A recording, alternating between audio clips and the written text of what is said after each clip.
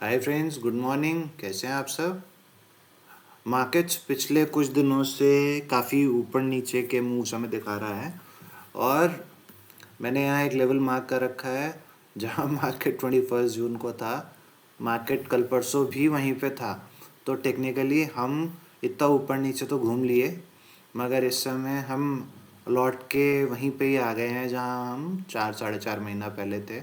Almost mid of the June में हम इसी लेवल पे कंसोलिडेट करके इस लेवल का ब्रेकआउट दिए थे और अब मार्केट फिर से उसी लेवल पे है। तो हो सकता है मार्केट यहाँ से बाउंस कर जाए या हो सकता है मार्केट यहाँ पे थोड़ा टाइम कंसोलिडेट करे। तो इन दिनों में क्या करना चाहिए? इन दिनों में आपको करनी चाहिए रिसर्च किन स्टॉक्स पे जो आगे आने वाले टाइम में अच्छे चल सकते हैं। तो आज मैं ये जो वीडियो बना रहा हूँ इसमें कोई स्टॉक रिकमेंडेशन वगैरह कुछ नहीं है। ये screener.in करके एक वेबसाइट है जिसको आप लोगों ने शायद नाम ज़रूर सुना होगा। इसको हम नॉर्मल अपना फंडामेंटल रिसर्च के लिए यूज़ करते हैं इस वेबसाइट को। मैं screener.in को कुछ डिफरेंट तरीके से यूज़ करता हूँ और आज मैं आपके साथ शेयर करने वाला हूँ इसमें कि इसमें से हम हिडन जेम्स कैसे निकालते हैं जो अगले एक क्वार्टर में, आने वाले क्वार्टर में अच्छा परफॉर्म कर सकते हैं, बहुत अच्छा परफॉर्म कर सकते हैं।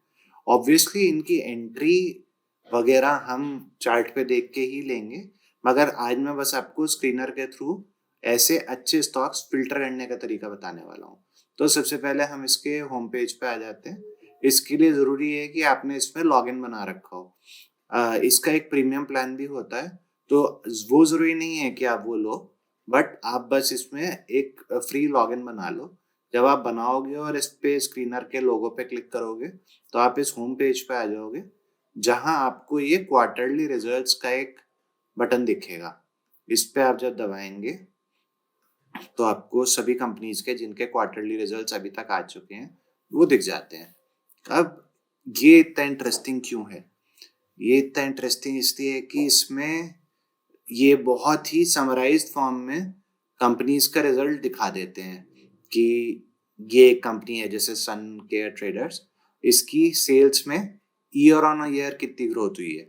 मतलब सितंबर 23 में सितंबर 2022 के कंपैरिजन में कितनी ग्रोथ हुई है और लास्ट क्वार्टर का भी डेटा यहीं पर दिखा रखा है इसी के बराबर में।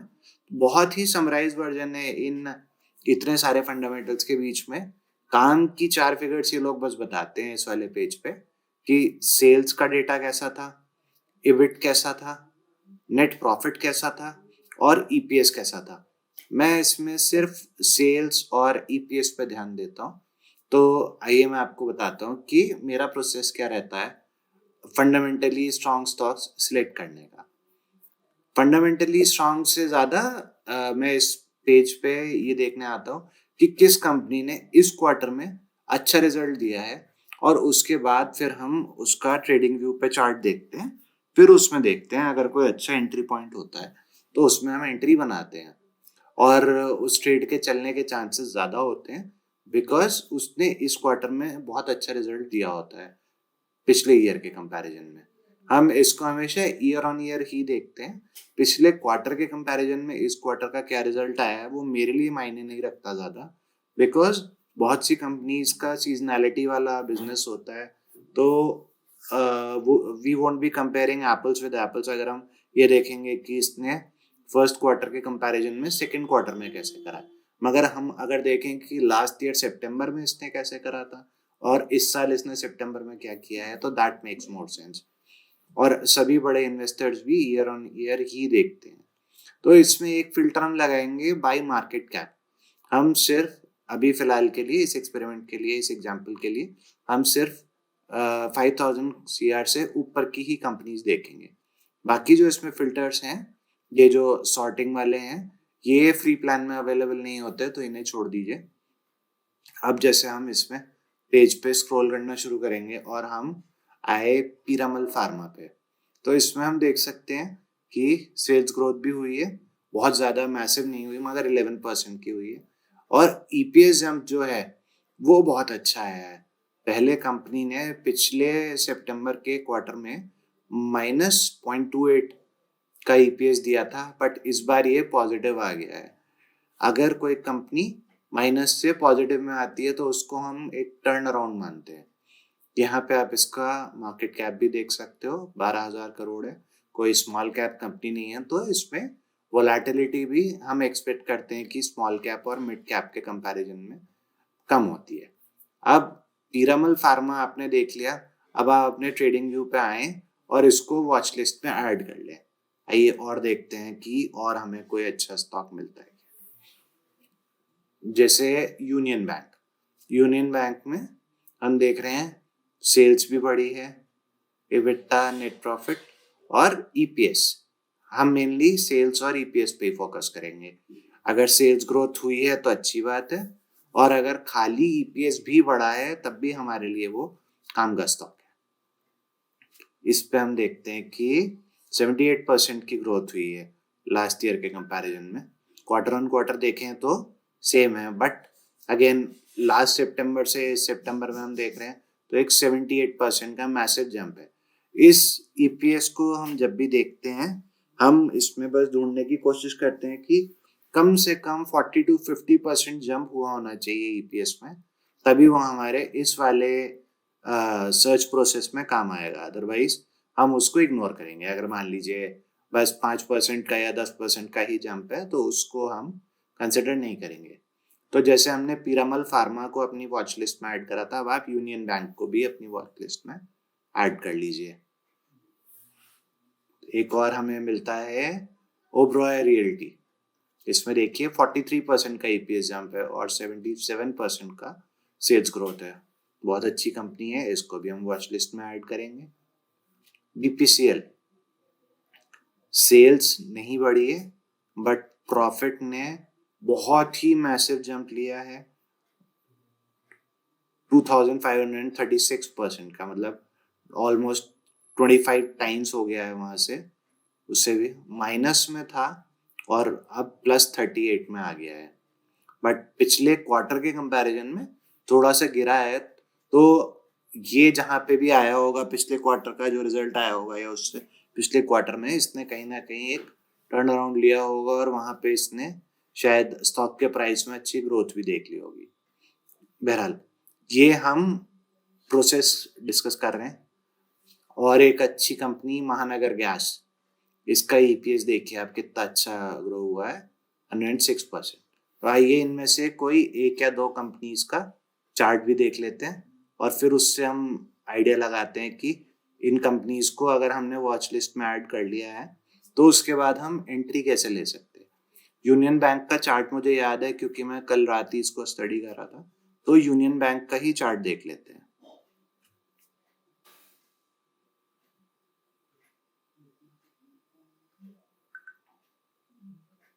तो हमें मेनली इसमें यही देखना है कि क्या ये किसी अच्छे लेवल पे है, क्या अभी एंट्री के लायक है, क्या अभी कोई ब्रेकआउट देने वाला है, क्या अभी ये सपोर्ट लेवल पे है, एटसेट्रा एटसेट्रा। तो हम आए चार्ट पे और ये एक्चुअली इस समय बहुत ही इंटरेस्टिंग लेवल पे है। तो चलिए हमें अपनी स्क्रीनिंग के प्रोसेस के साथ एक एग्जांपल ये भी मिल गया कि क्या ये अच्छा स्टॉक है फिलहाल एंट्री लेने के लिए।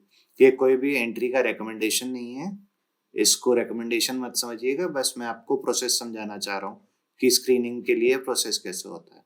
ये हमारा वीकली चार्ट है। अब देखिए आप इस लेवल से ऑलमोस्ट जून 2018 से इसने कितनी बार इस लेवल को क्रॉस करने की कोशिश करी मगर कभी भी इसके ऊपर प्रॉपर क्लोजिंग नहीं दे पाया। अब इसने 11 सितंबर वाले वीक में इस लेवल को क्रॉस करा है। ये यहाँ से क्रॉस करके इस लेवल को रीटेस्ट करने आया है और अब आप देखिए इसको थोड़ा सा जूम इन करके दिखाता हूँ। इस लेवल पे आके इसने इस लेवल को बहुत अच्छा रीटेस्ट करा है और कितनी बड़ी इसने विक बनाई है यहाँ पे। इस विक का मतलब होता है कि सेलर्स पहले इस प्राइस को नीचे पुश करना चाह रहे थे मगर यहाँ से वापस बायर्स ने डिमांड शो करी और इस प्राइस को नीचे नहीं आने दिया। तो यूनियन बैंक एक बहुत अच्छा इन्वेस्टमेंट हो सकता है। इसके बारे में मैं एक डिटेल में भी वीडियो बनाऊंगा 1-2 दिन में, जब भी पॉसिबल होगा। अभी तो हम प्रोसेस समझ रहे हैं। और कोई एग्जांपल देख लेते हैं। दूसरा स्टॉक क्या था? पीरामल फार्मा। पीरामल फार्मा का मैंने चार्ट अभी रिसेंट टाइम में स्टडी नहीं करा है, उसको भी देख लेते हैं। ये भी इसका वीकली चार्ट है। वीकली पे हम देख रहे हैं कि अक्टूबर 2022 से ये काफी टाइम तक करेक्ट होता रहा और लगभग अपने इनिशियल प्राइस से लेके ये 50-60% इसने वहां से सेलिंग दिखाई और अब फाइनली यहाँ से कुछ हमें डिमांड दिख रही है और डिमांड के बाद ये साइडवेज चला गया है। साइडवेज मतलब कंसोलिडेशन में है। एक बार डेली चार्ट भी देख लेते हैं। तो अगर हमें इस पे लेवल्स ड्रॉ करने हो तो हम क्या करेंगे? हम इसका ये वाला जो रेजिस्टेंस है, ये जो लेवल है, यहाँ पे एक रेजिस्टेंस मार्क कर देते हैं इस स्टॉक में, क्योंकि इसका लेटेस्ट क्वार्टर का रिजल्ट बहुत अच्छा है।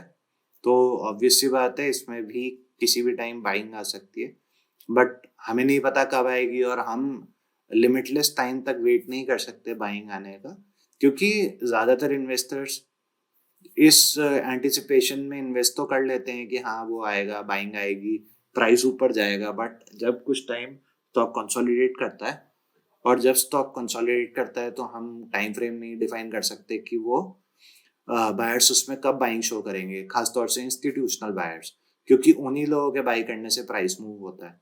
तो हम इसका अभी फिलहाल 108 का लेवल क्रॉस होने का वेट करेंगे और इस लेवल को क्रॉस करके जब भी वहां से प्राइस थोड़ा सा रिट्रेस करेगा, 1 मिनट में आपको यहाँ ड्रॉ करके बताता हूँ, शायद और क्लियर हो जाएगा।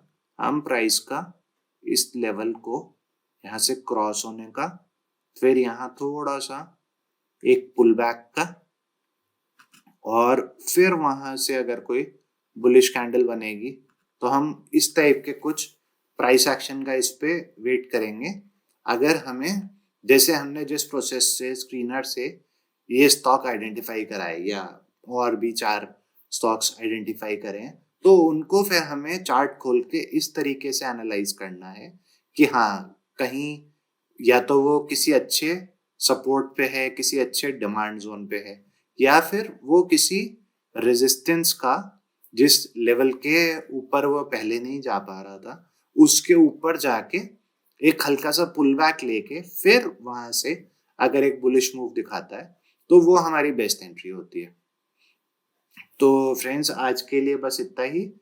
Screener.in के बारे में अगर आपको इस वाले फीचर के बारे में खास तौर से और कुछ भी डाउट्स हो तो आप कमेंट्स में हमसे पूछ सकते हो। Thank you so much. Bye for now.